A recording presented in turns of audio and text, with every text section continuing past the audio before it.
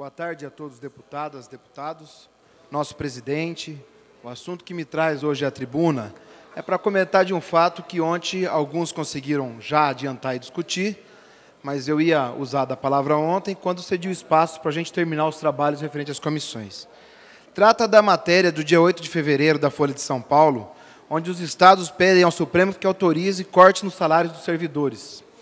Esse texto é assinado por vários secretários de Fazendas do Brasil, inclusive do Paraná.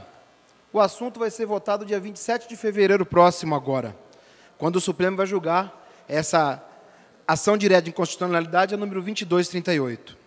A Secretaria do Paraná se manifestou por nota que pede apenas que se cumpra uma medida já prevista em lei de responsabilidade fiscal e que, no caso do Paraná, a assinatura ocorreu como forma de apoio às demais unidades federativas, uma vez que o Estado não apresenta frustração de receitas.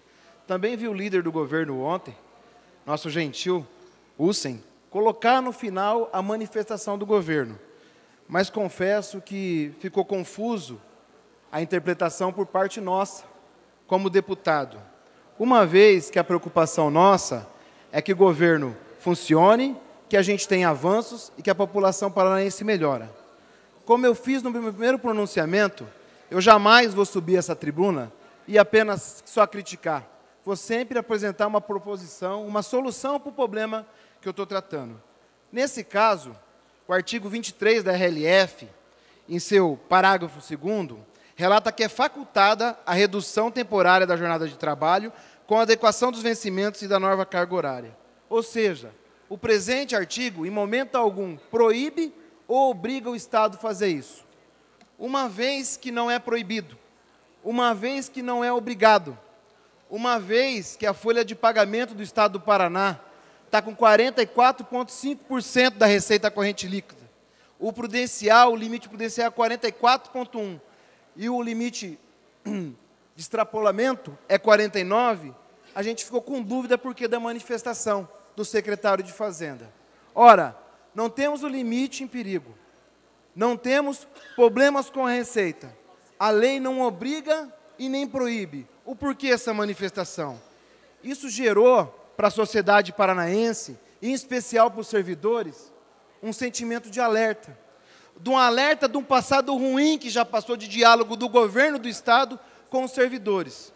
Servidores que são quem toca o governo de fato, são quem faz o dia a dia. Nós, parlamentares, governadores e outros políticos, somos passageiros.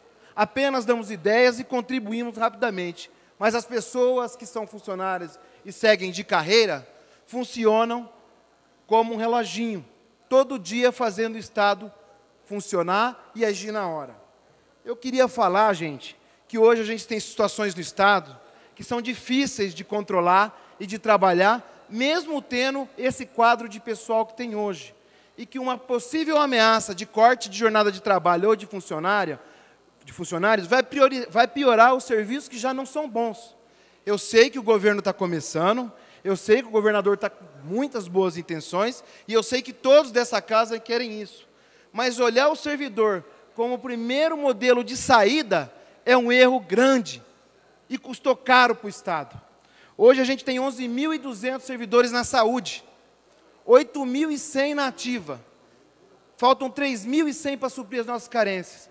Dr. Batista, meu amigo de Maringá, o nosso HU lá da região de Maringá, que eu também era de lá, hoje estou no Vale do Ivanha-Apucarana, foi notificado pelo CRM para fechar, por falta de médico, por falta de plantonista.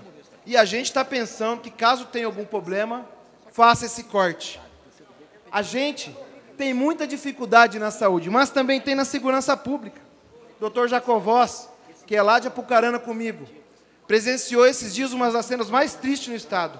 Uma família aguardando 36 horas um corpo ser liberado, por falta de pessoal, por falta de legista, por falta de pessoas para emitir um laudo, um óbito. E a família ficou lá sendo sacrificada. Eu queria dizer que não é simplesmente pensando em cortar gasto de pessoal que a gente vai resolver o problema do Estado. Às vezes parece a solução mais fácil, mas não é a mais prudente. Fora isso, na segurança pública a gente tem problema sério. A Polícia Científica, por exemplo, do Estado, que em 2017 recebeu apenas 2% do gasto de segurança pública, Está com o concurso de 2017 lá parado, as pessoas não são chamadas, a gente tem déficit de policiais. Mais ainda, a polícia militar, falta gente, e muito. O ano passado, próximo às eleições, eu estava lá em Paranapoema, chegando para uma agenda. Teve um problema muito sério. Assaltaram o correspondente bancário lá. 3 pessoas com um carro. E fizeram vários reféns da cidade, calamizaram a cidade. Demorou 2 horas para a polícia militar chegar no local quase. Sabe por que acontece isso? Porque a mesma viatura com 2 policiais atende Paranapoema, Jardim Olinda e Inajá. E a gente está pensando em investir em gasto de pessoal. Claro que a máquina precisa ter uma eficiência financeira, mas o Estado não é para ter lucro, como também não é para ter prejuízo, é para servir o povo. Então tem áreas que, por mais estúpido seja o que eu fale aqui, precisa se gastar um pouco mais do que a outra, porque é assim que a gente consegue corrigir as distorções do Estado. Eu queria pedir encarecidamente para vocês olharem isso comigo. Sabe, gente? Uma parte, Excelência. Pois não. Arilson Chiorato, nobre deputado da região do Vale do Ivaí. Realmente, nós tivemos, esses dias, o soldado falando sobre essa mesma questão, de que o Estado do Paraná entrou com essa medida junto ao Supremo Tribunal Federal. O líder do governo, me parece que ontem, disse aqui que o Estado do Paraná foi apenas solidário com os demais estados, porque o Estado do Paraná está em condições adequadas e que o Estado do Paraná não necessita dessa medida no momento, e foi apenas solidário. Né? Então, nós queremos acreditar e acreditamos que o líder do governo, está gravado aqui o que ele disse, né? No Estado do Paraná foi apenas solidário. Nós, eu sou funcionário público, não vamos aceitar, mesmo estando na base do governo, que aqui sejam apresentadas medidas de mais constrangimento ao funcionalismo público, principalmente com relação à Polícia Civil, à Polícia Militar, que hoje já está em situação muito difícil. Tá? Todas as áreas. Para você ter uma ideia, Arilson, não se fazia concurso para escrivão de polícia no Estado do Paraná há 10 anos. Tá? Não se contabilizou os escrivães que foram se aposentando, aqueles que por algum motivo se adoentaram, e da mesma forma para investigadores. Tá? Então, você tem toda a razão. A segurança pública no Estado do Paraná, se ela está em condições, digamos assim, regulares, é graças ao sacrifício de policiais civis e militares nesse Estado. E nós esperamos que realmente que seja apenas, como disse o Hussein, nosso líder, que o Paraná tenha sido apenas solidário. Muito obrigado pela parte. Não, de nada. Então, assim, desde 2016, o funcionalismo não tem reajuste. Eu sei que, dentro dos estados que assinaram, tem um do meu partido, do Ceará, o governador do Ceará, que é do PT, também assinou. Mas eu sou deputado para defender a causa paranaense. Eu não sei os motivos que levaram ele a fazer isso, mas a minha defesa é o Estado do Paraná, principalmente dos servidores. Eu queria colocar que na economia tem um traço chamado efeito multiplicador, que tudo que você a mais investe, ele gera ou poupança ou gasto na própria economia. Isso é o que o salário faz no Estado.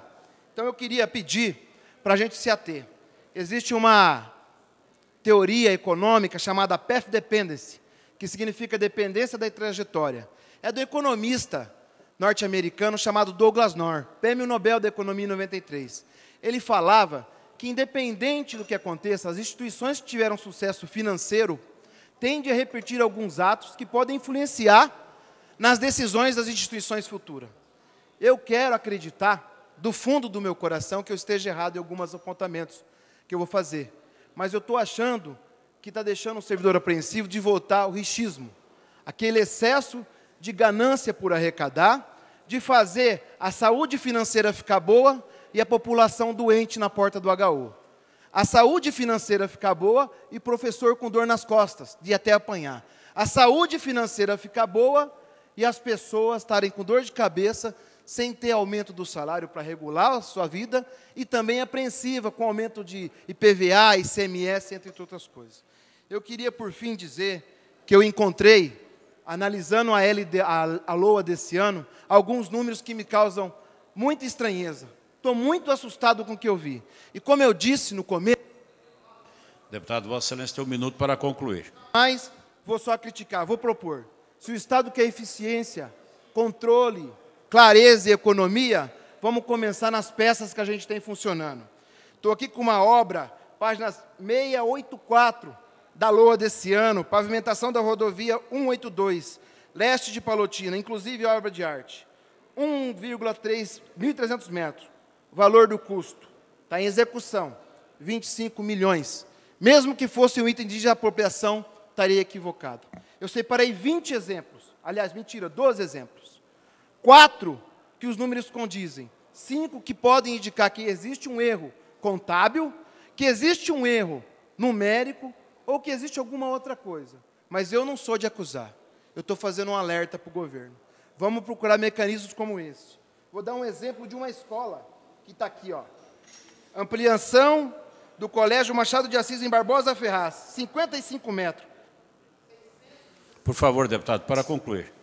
Enquanto sai 12 mil metros quadrados, o CUB do Sinduscom é 1.500 o preço baixo, 1.800 o médio e 2.400 o alto padrão.